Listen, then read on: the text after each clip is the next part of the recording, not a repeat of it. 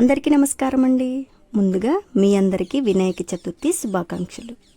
ఈ 2024 సంవత్సరంలో వినాయక చతుర్థికి మా ఇంట్లో మేనల్లుళ్ళు వినాయకుడి విగ్రహం చేశారండి. చాలా ముద్దుగా ఉంది.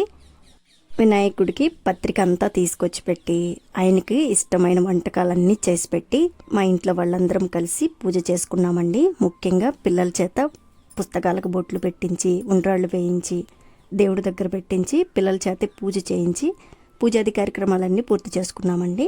ఒకసారి చూడండి మా వినాయకుడు ఎంత చక్కగా ముద్దుగా ఉన్నాడో.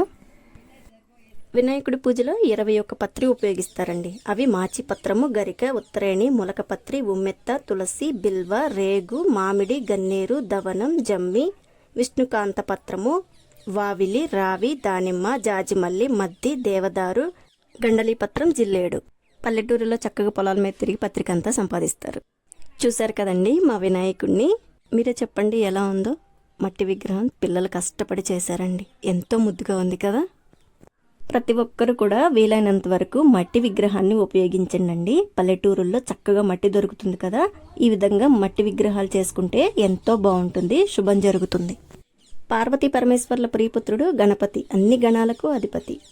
ఆదిదేవుడు, పురాణ పురుషుడు అయిన విఘ్న వినాయకుడి పూజ ఖచ్చితంగా చేసుకోవాలండి. ప్రతి ఒక్కరూ కూడా భక్తితో పూజించటం వల్ల అందరికి పనులు చక్కగా నిర్విఘ్నంగా జరుగుతాయి. ఆ గణపయ్య అనుగ్రహం ఉంటే చాలండి, మనకు లేనిదే లేదు కదా. దేశమంతా వరదలొచ్చి వానలొచ్చి వాగులు పొంగి జనాలంతా అల్లకొల్లోలం అయిపోయి ఉన్నారండి. వినాయకుడి ఆశీర్వాదంతో ప్రతి ఒక్కరూ కూడా బాగుండాలని చెప్పి ప్రతి ఒక్కరికి కూడా తినడానికి తిండి, తాగటానికి నీరు, కట్టుకోవడానికి బట్ట, ఉండటానికి నివాసం అందరికీ సమకూరాలని మనస్ఫూర్తిగా కోరుకుంటున్నానండి. అందరూ బాగుండాలని కోరుకుంటూ థ్యాంక్ యూ ఫర్ వాచింగ్.